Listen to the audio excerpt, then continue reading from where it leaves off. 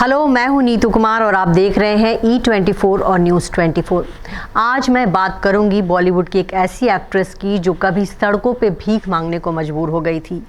वो एक्ट्रेस जो है अपने पति और 2 बेटियों को छोड़कर एक पराये मर्द के साथ विदेश जा बसी थी, लेकिन वहाँ भी जब प्यार नसीब नहीं हुआ तो वो वापस इंडिया लौट आई थी। जी हाँ, यही कहानी है शशि कला की। वो शशि कला जो फिल्म की नायिका की ज़िंदगी में जहर घोलने का काम किया करती थी।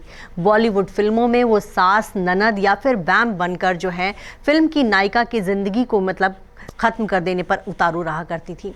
तो उसी शशि कला की कहानी हम आपको बताएंगे। शशि कला जो है अब इस दुनिया में नहीं है, लेकिन उनके जो किस्से हैं वो किसी फिल्मी कहानी से कम नहीं। शशि कला का जन्म जो है एक अमीर परिवार में हुआ था। उनके पिता का बिजनेस हुआ करता था। 5 साल की उम्र से ही शशि कला डांस और एक्टिंग में रुचि लेने लगी थी। स्टेज पे डांस किया करती थी। उसी दौरान उनके पिता का बिजनेस डूब गया और परिवार जो है बिल्कुल सड़क पे आ गया। फिर उनका परिवार मुंबई आया। मुंबई में एक दोस्त के घर में उनका परिवार ठहरा। कोशिश की गई कि शशि कला को जो है फिल्मों में काम दिलाया जाए, लेकिन ये इतना आसान नहीं था। उनके पिता जो है शशि कला को लेकर स्टूडियो घूमते रहे, लेकिन जल्दी कोई काम नहीं मिला। फिर ये हालत हो गई कि 10 साल की उम्र में शशि कला जो है दूसरों के घर में बर्तन मांजने तक का काम करने लगी, झाड़ू पोछा किया करती थी। और उस दौरान जो है लोग उनको कहते थे कि कितनी सुंदर बच्ची है, इनको तो जो है फिल्मों में काम करना चाहिए। और फिर जो है वो जो एक अंदर से बात आई कि हाँ, बॉलीवुड में काम करना है, ये लगन जो है ख़त्म नहीं हुई और काम की तलाश वो जारी रखी। और तभी जो है नूरजहां जो कि सिंगर हुआ करती थी, उन्होंने एक फिल्म में शशि कला को कव्वालियों की टीम में जगह दिलाई थी। उसके लिए पहली बार उनको 25 रुपये मिले थे। नूरजहां जो है शशि कला को बहुत पसंद किया करती थी और उनकी सिफारिश पर जो है उनको फिल्मों में छोटे मोटे रोल मिल जाया करते थे।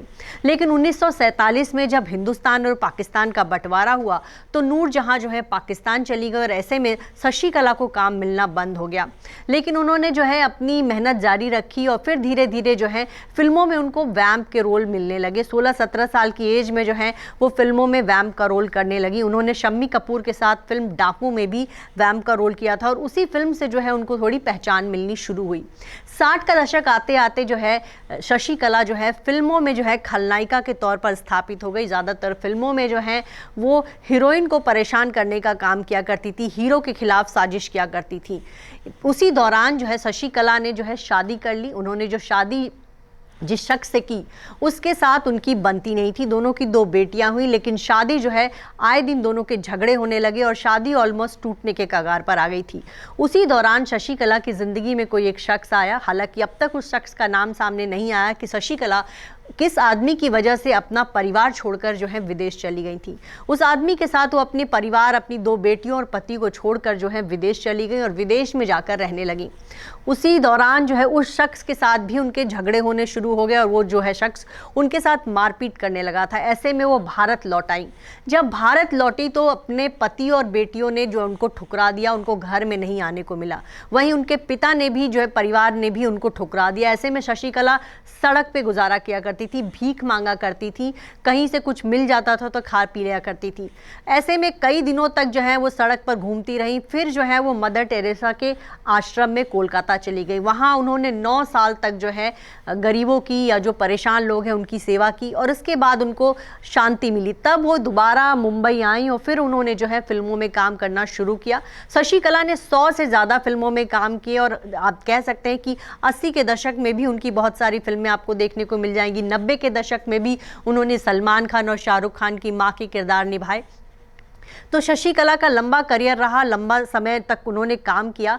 उनकी फिल्म उनकी जो निजी कहानी है वो भी किसी फिल्मी कहानी से कम नहीं, जो कि मैंने आपको बताया कि किस तरह उनकी ज़िंदगी में उतार चढ़ाव आता रहा। अब शशि कला भले ही हमारे बीच नहीं है, वो इस दुनिया से जा चुकी हैं, लेकिन फिल्मों में जो उन्होंने यादगार रोल किए, एक क्रूर सास का रोल, एक दुष्ट ननद का रोल जो उन्होंने निभाया या फिल्मों में जो वैम्प का रोल किया, उसके लिए उनको हमेशा याद रखा जाएगा।